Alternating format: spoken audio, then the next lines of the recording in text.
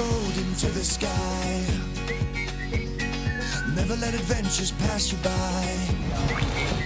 Be free and follow your crazy dreams. We're living our vision in the RV. Come ride with us and you'll be free. Well, we decided to leave Moab last night. We came up here to Grand Junction, Colorado. It was an hour and a half drive, so we went ahead and came up here and we parked at this Cabela's here. But, sorry, a little sidetracked here. I see a little leak. Anyway, I'm gonna get the towel. I got this old towel back here that I keep in the back to lay on if I need to get underneath. The Timberline heater is leaking glycol. That's not good. You can see some drips here. From what I see so far, it looks like the gasket is leaking. So I'm going to wipe it down, see if I can see anything seeping out of the gasket, or see exactly where it's coming from.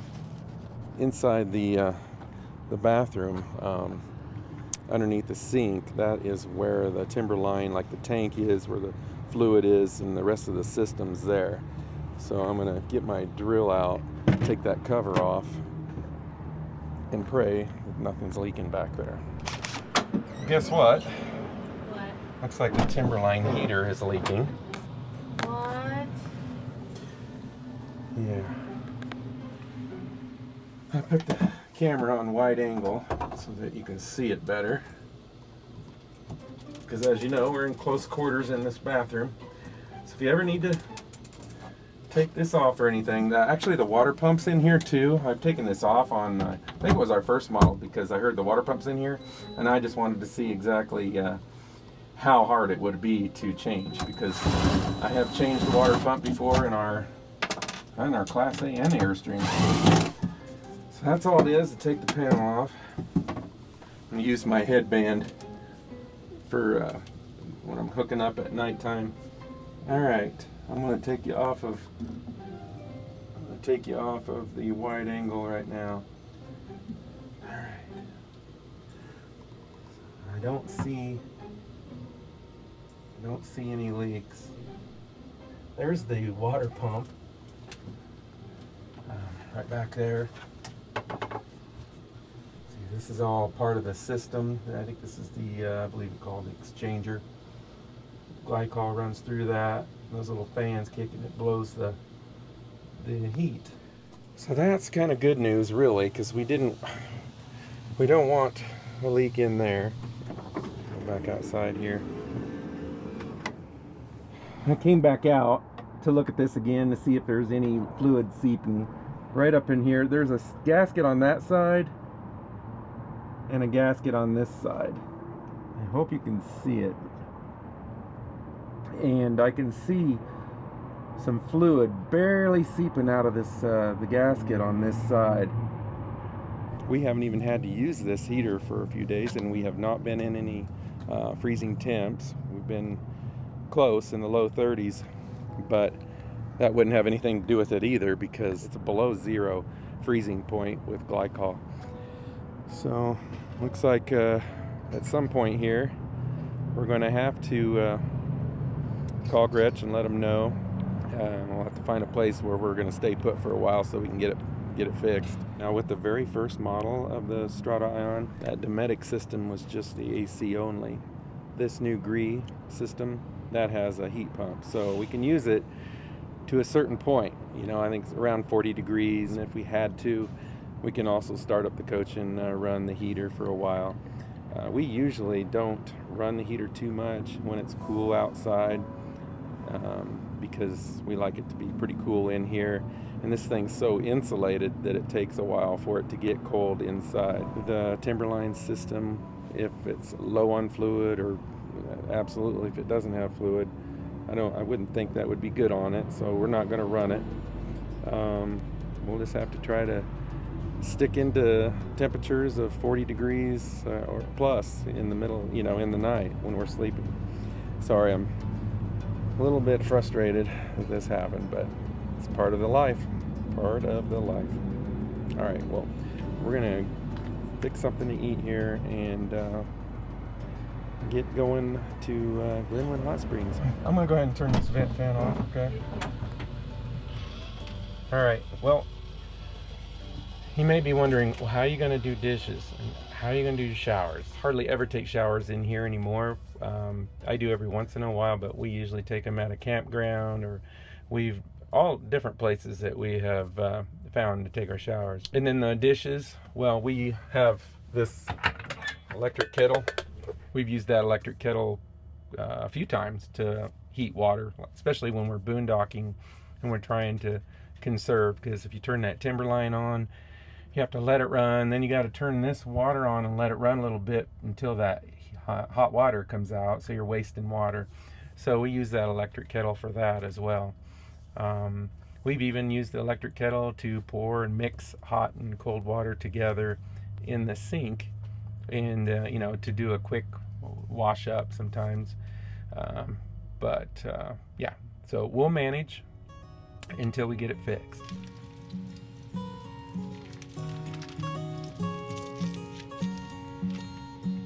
I know that you're curious, I know that you're strong, but life can be furious and things can go wrong. You go, we're better off tomorrow, but who knows? Cilantro. Wowzers. It's so good. Or chili or something.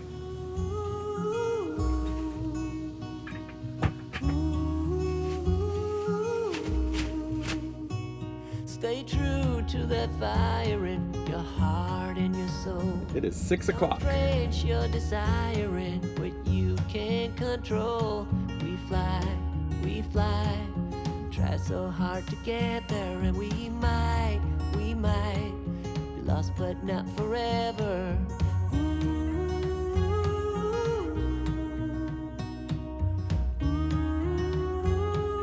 Did you order groceries? I did.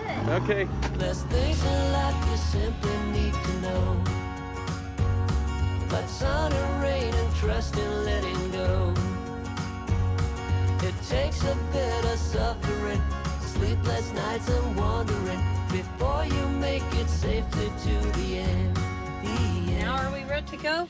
We are ready to go. At least I am. I bet you are. I hope we can at least enjoy the hot springs tonight. It's going to be late. Oh, tonight? Wouldn't it be nice? I was thinking tomorrow night. Get your swimsuit ready, baby. Thought it was Hi. You're not one of those. We fall, but we always rise up through it all. We get a little wiser.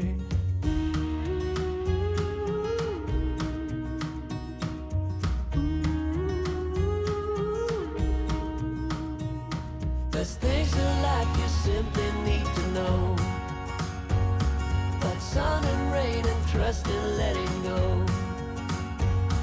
It takes a bit of suffering, sleepless nights and wandering, before you make it safely to the end.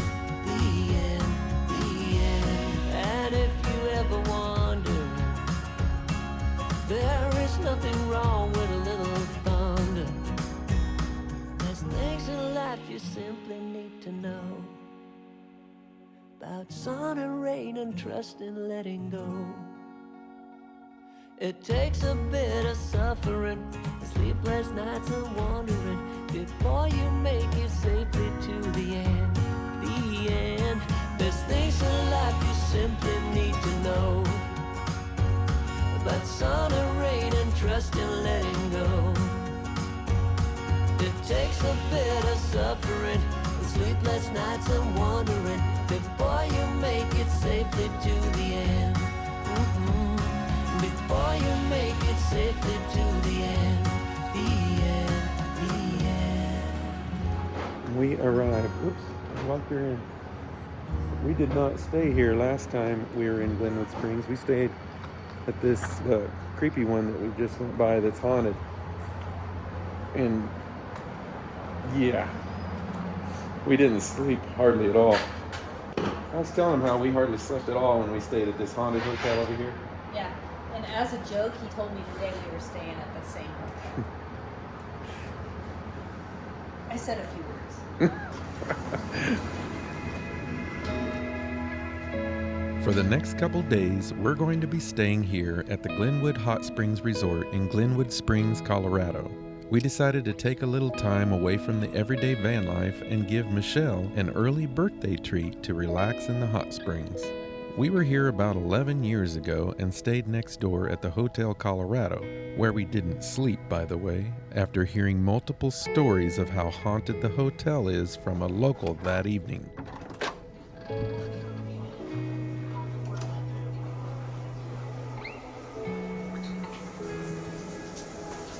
Wow, you enjoying that shower?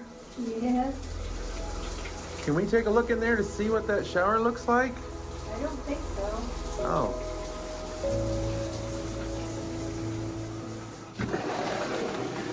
And our balcony overlooks the hot springs. Time for breakfast. Little kid got locked out. All right. Ready for breakfast. Yes, we had to get up early so that we could. Take time to have breakfast. Yes, we got to go across the street. So breakfast is across the street. But it's by the pool. complimentary. Where are you going? I'm going to breakfast. I thought I would jump off the balcony. Don't get too excited, honey. They don't have pie at breakfast. They have coffee. Yes, that's right. Burr. My goodness, you're walking fast today. That's it. That's Michelle's favorite hotel right there. Don't look in the windows. A ghost might look back.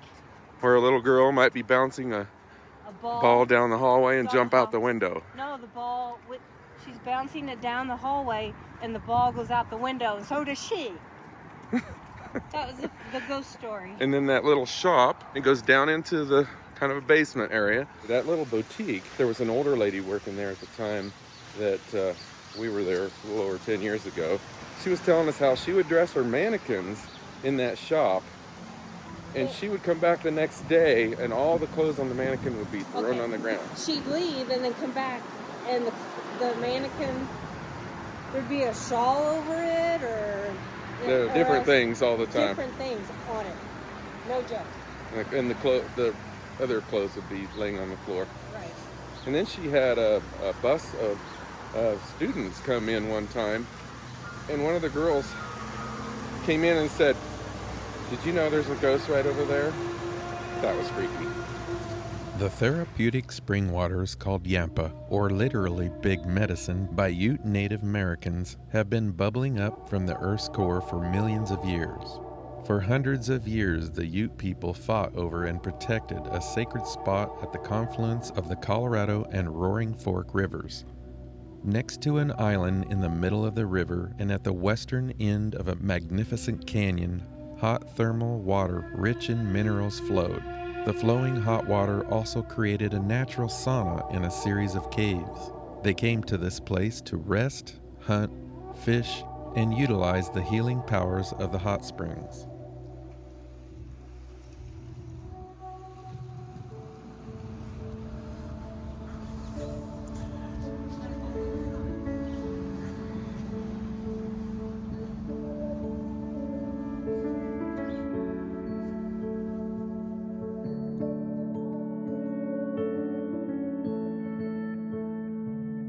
Captain Richard Sopris and a party of geologic explorers noticed Yampa Hot Springs in 1860 and named the place Grand Springs.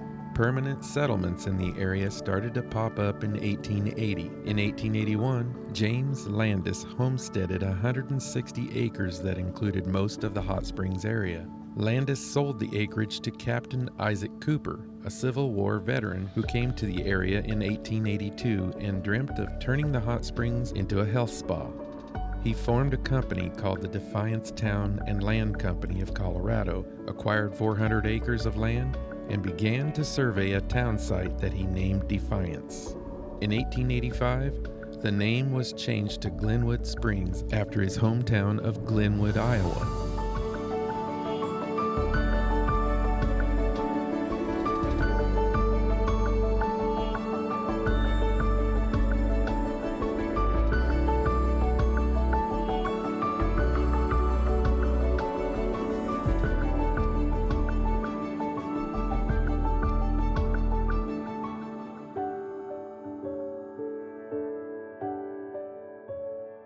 this hotel that we stayed in last time, we walked across here that way to another hotel place that had really good food. Had a couple drinks. Sat next to a guy that told us a story about this hotel. Which is next to the one we're staying. We're not staying in this one again. Scared the poo-poo out of Michelle, and It's haunted. because we found out the room that was supposed to be really haunted that they put us in was directly in front of us. It was locked shut. They wouldn't let anybody stay in it. The story is the room that's really haunted, that was directly across from our room. They don't even let anybody stay in there anymore, and they leave it shut because, what was it, Shut and locked. the pictures come off the walls, and there's things that move around in the room and all this stuff. Like, Yeah, people will leave their room and then they'll come back and things will be gone. Wallpaper ripped Yeah. off the wall when they put wallpaper on that apparently the ghost didn't like. I don't know. Stop here. So when we got back from eating, and that guy was telling us the story, we got back to the hotel, went directly to the lobby and said, we need to move. We just found out this place is haunted. We want a different room. And they're like, yeah. No, we found out that the room that was haunted, one of the rooms that was really haunted, was right across from us. That's why we wanted to move. Yeah, and she was like, That's- yeah, that floor is pretty haunted, so they put us on a different floor. Then that night, we hardly slept at all. We had to leave the TV on. We still kind of heard noises, like out. This I is don't know, no joke. Was it out in the hall? I don't know. We didn't sleep hardly at all that night. No. Scaredy cat? Yeah, we're scaredy Yeah. cats. So what? I asked the guy at the front desk, I remember asking him, you ever seen anything here? He goes, well, there was one night I was working here, and I looked over, he said, you see that lamp sitting over there? And he said, there was a lady sitting there, and there's tassels hanging from that lamp. And the lady was taking her finger around those tassels. He said, I briefly looked away and looked back, and she was gone. Just that quick, he said. Yeah. Nowhere to be found. He said, I looked everywhere. He's like, there was no way that she took off that quickly. And I do remember another story where they say they sometimes see a guy in like old vintage clothes with like almost like a railroad type hat. Oh, yeah. Walking around out, like maybe in the lobby area, I think is what he said. There's something definitely going on here, because all the stories we were hearing from a local here and the lady in the basement. She I don't. In the basement. In the boutique. Are you gonna get a picture? Oh, we got to get a picture. Oh, let's see that picture. How long ago was that? It was November 2013. Look how young we are. But stay right You look in the front same. of this hotel.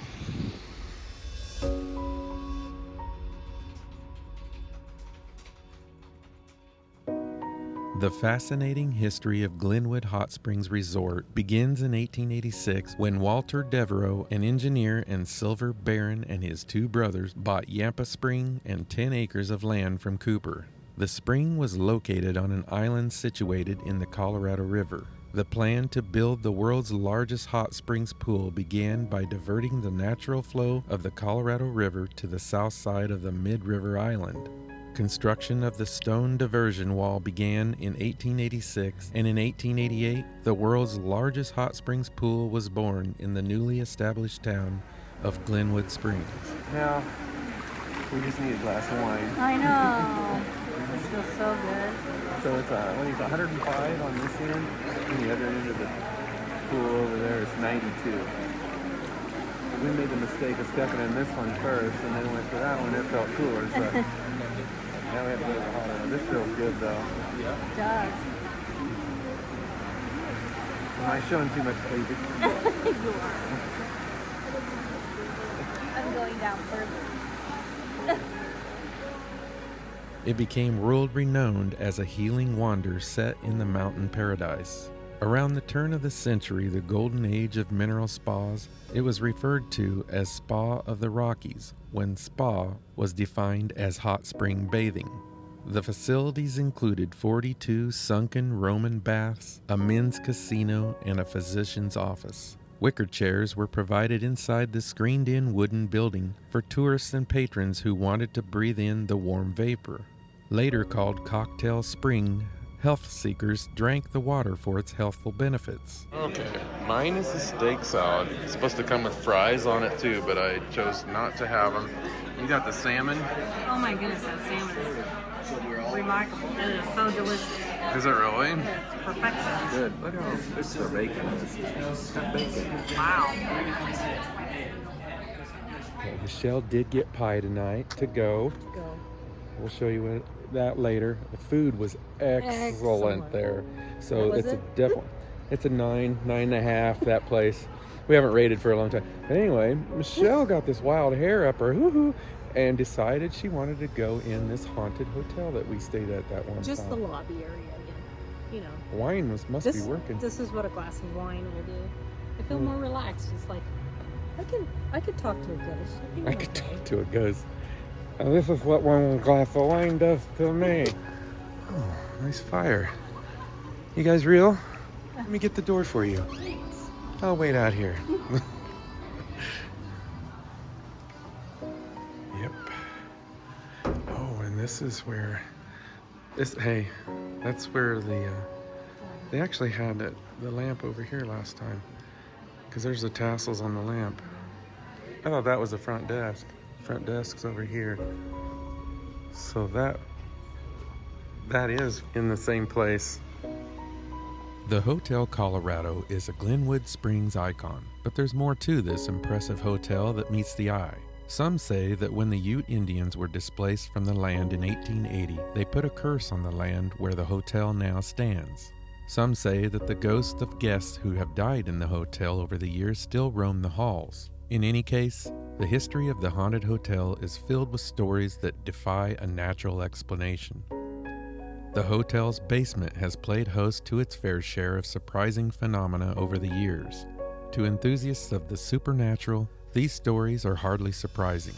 The hotel is very old, and the basement even served as the morgue when the hotel was a naval hospital during World War II. Here's Molly Brown. They have the Molly Brown suite upstairs.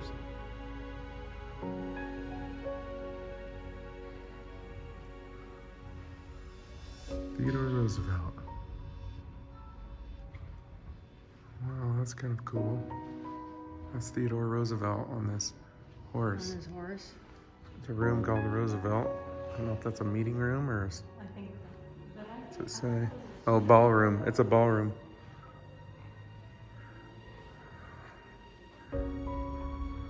Nope. So cool.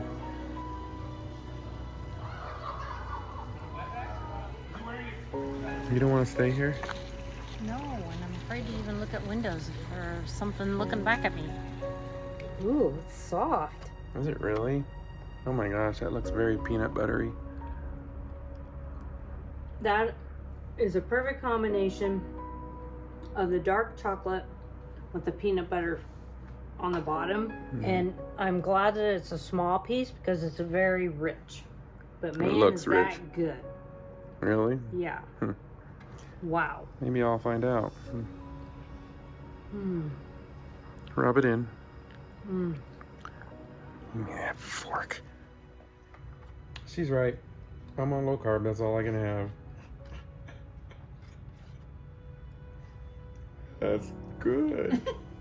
In 1890, the original red sandstone bathhouse and lodge was built for $100,000. Designed by Austrian architect Theodor von Rosenberg, the walls of both the pool and the bathhouse were of solid masonry with peach blow sandstone quarried nearby. As word of this resort spread, aristocrats, political leaders, movie stars, and spiritual believers ventured to Glenwood Springs from around the world. As part of the plan to transform Glenwood Springs into a world-renowned healing center in the mountains, Glenwood Hot Springs Company, led by Walter Devereux, hatched the idea to build a grand hotel in the early 1890s. Funded by local, East Coast, and British investors, construction of Hotel Colorado began in 1891 with the property's Italianate architecture modeled after the Villa de' Medici in Italy and designed by New York architects Boring, Tilton, and Mellon. Opening across the pool in 1893, No expense was spared with features like a 185-foot tall water fountain in the courtyard, Victorian garden, bird sanctuary, indoor waterfall, and tennis courts. Just as the rest of the country experiences the economic hardship of the Great Depression, tough times fall on the Hot Springs Resort. Frank Kistler buys the property in 1938 and operates it until 1943. From 1943 to 1946, during World War II, the Hot Springs Pool and Hotel Colorado were used exclusively as a U.S. Naval convalescent hospital to provide a place for sailors to recuperate. Hotel Colorado had a 500-bed patient capacity and assisted 6,525 veterans on their journey back to health. After the war and until the early 1950s, the hotel was converted into a private hospital, Glenwood Clinic. Since then, there have been a variety of owners of Hotel Colorado, the most recent being the Melville family, who purchased the property in 2018. Today, Glenwood Hot Springs melds the past and present with clean and modern shower facilities and a state-of-the-art ozone pool purification system.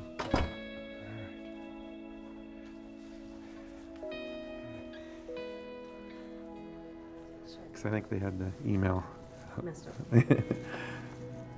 For Brian? We'll drive over to the rest area, finish the day, and then we'll drive again tonight. I put everything away except for the swimsuits. They're in this bag. Okay. 'Cause I Those think will need we need to wash. yeah, need to wash those. Here, put that cord back in there. I think we're set. Glenwood Springs sits west of Glenwood Canyon and east of Grand Junction in the rugged Rocky Mountains, surrounded by the vast White River National Forest. Glenwood Canyon is rich with wildlife and features Hanging Lake with its striking turquoise waters. The town also offers Glenwood Caverns Adventure Park that has roller coasters and canyon swings overlooking the Colorado River, and Glenwood Caverns that are ancient underground caves.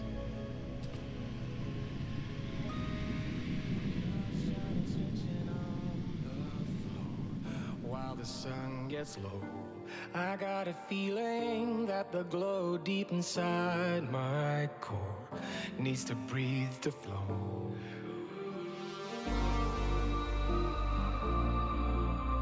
We push it right on through.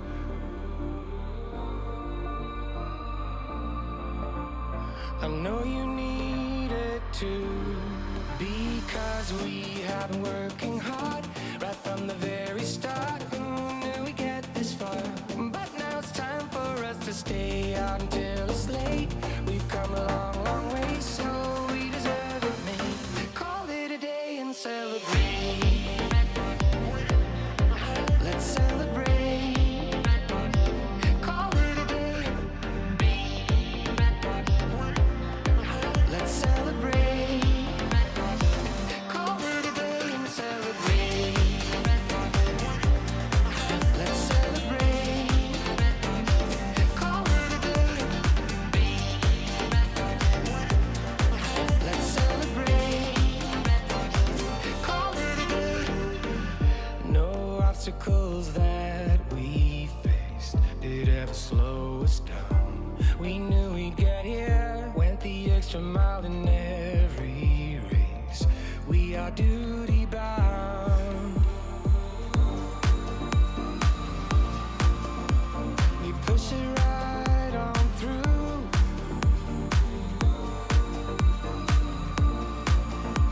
I know you need it too, because we have been working hard right from the very start. So pretty here. We're taking a 5-minute walk.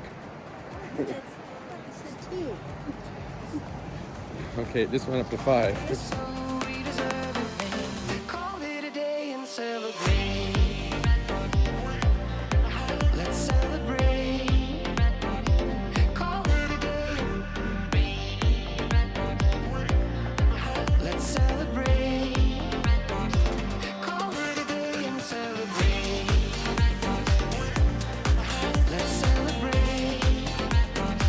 Call it a day.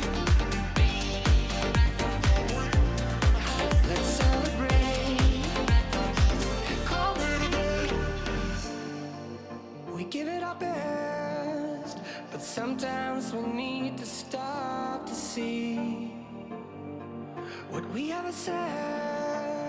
I'm grateful about everything because we have been working hard right from the very start. Now we get this far, but now it's time for us to stay out till it's late.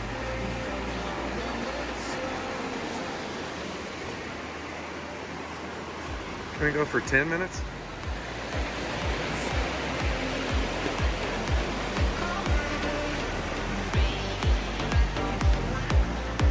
Let's celebrate. Cover today and celebrate. Let's celebrate. Cover today. Don't forget to subscribe to our channel, click that little bell, and hit that thumbs up. See you next week.